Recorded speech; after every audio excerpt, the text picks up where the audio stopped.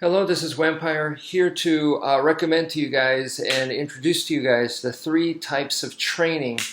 Okay, so the first one is martial arts training. So it tends to be more technical. Okay, so I'm just calling it martial arts training, and a good example of that would be something like, okay, with the sticks, you're gonna stand square and you're gonna throw a punch. You're gonna throw a punch. So 1, 2, 3, 4. Okay. What's important about this is to keep the sticks on separate sides, right? So my right hand stays on the right side, the left hand stays on the left side, and this ensures my safety. The moment they start crossing, I can hit my own arm, I can hit my hands, my fingers, and it starts to get dangerous. Think of it when you go to a knife, a bladed weapon. It can be very dangerous. So we're keeping them separate. So 1, 2, 1, 2. So you practice like that. Now, the next step is I'm going to slide off to the side and launch my strike. Because let's say I want to hit the person in the middle. This is where the person is, right?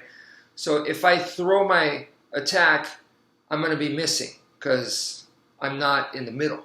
So I'm going to step, and now my arm, my shoulder, I'm aiming with the shoulder, is now in the middle. So now I could hit the middle right there. So if it's right here, then I'll step this way, and now I can make contact. Because if I just stay here, like I said, I will be missing. So you practice that. Just step and boom. Okay, come back, start from square stance again, step and boom. And then you come back, step, and boom. The main idea is to get used to aiming with your shoulder, okay? Now, number three is now you're gonna turn, you're gonna twist. So when you twist, boom, you're throwing your strike, same strike, boom, you're throwing your strike.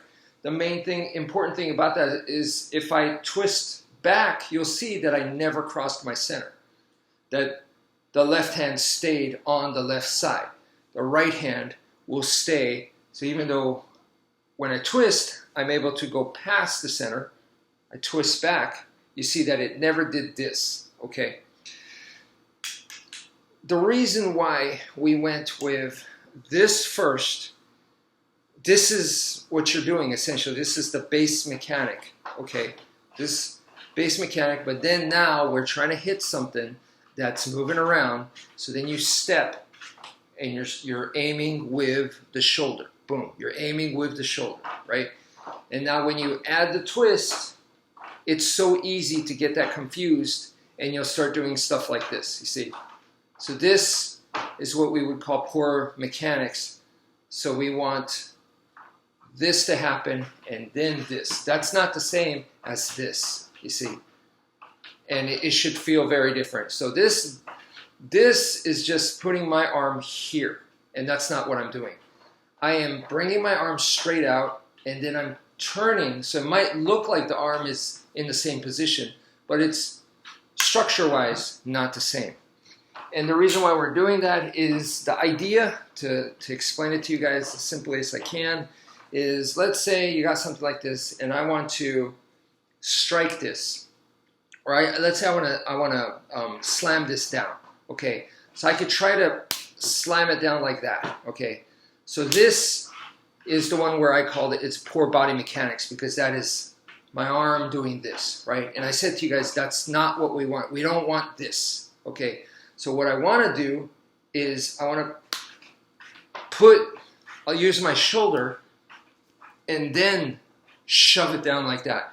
When I do that, I'm changing the angle of how I'm engaging the target, and now I'm able to maintain longer contact as I slam it down, right? So that's really using my shoulder, and then of course I'm turning. So that's not the same as this, which is, it's all arm, right? So you learned this kind of thing in martial arts. So this is an example of typical martial arts training, okay? Number two, the second type of training, I'm going to just call macho training, Okay, so macho is you're trying to make yourself tough. You want something that where you could. Bragging is not a good thing for martial arts, but it's kind of like you want to be able to brag about it in a way. So what this could be is like this. You're punching the stick constantly. This is part of your training. Why? So you could have strong knuckles. Okay. Another one is could be like kind of like medicine ball training in boxing, where so you could take hits if necessary. You know, you could take punches. Muay Thai kickboxers would work on their shins like that. So that kind of conditioning, that kind of body hardening is what I call macho training. Okay, so we want to do something like that, something that's going to separate you from the average person. We want that.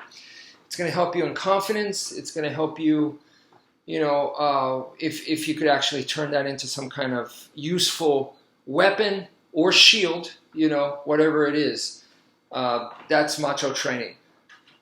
Third and final is I would call athletic training. So athletic training, easiest one I could, simplest example I could give you guys would be something like this, where I'm going to get the sticks and I'm going to rotate them. I'm rotating them forwards like this, okay, and I don't have room, sorry. So I'm,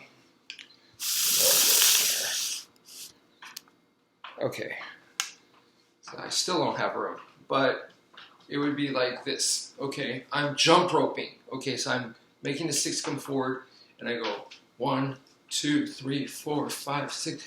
So do that for 100 counts, and then swing the stick the other way in this direction. Go 1, 2, 3, 4, 5. So do that another 100 count. So one direction 100, the other direction 100. So a total of 200, that's one set. If you could do 5 sets nonstop, I would say you're doing pretty good. Okay, so that's your athletic training. The reason why I made this up, okay, martial arts training, macho training, and athletic training. The reason why I say this is what we're trying to do is we're trying to change ourselves so that I could become more like a tough guy, and I could become more like an athlete. Now, I am not a natural athlete. I am not an athlete, period. Natural or unnatural. I am not a tough guy, right? But I want to head in that direction. What I am is a normal person that has done martial arts for a long time. Now, some of you may not have done martial arts for a long time, and that's fine. There's a formula, and the formula is you get a normal person versus a normal person, they're equal, okay? There's factors that come in, but let's say relatively, you know, the same. Okay, normal versus normal, it could go either way. Normal person versus a normal person that does martial arts. In other words, a normal person versus a martial artist, right?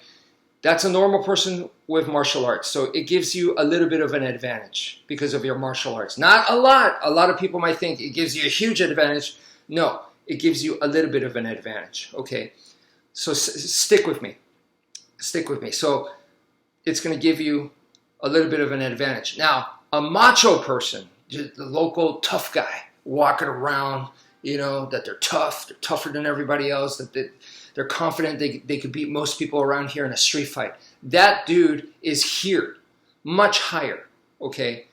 And that is what a lot of people, I think, don't understand. They think, martial arts going to lose to that guy? Yes, you're going to lose to that guy because the base is not the same.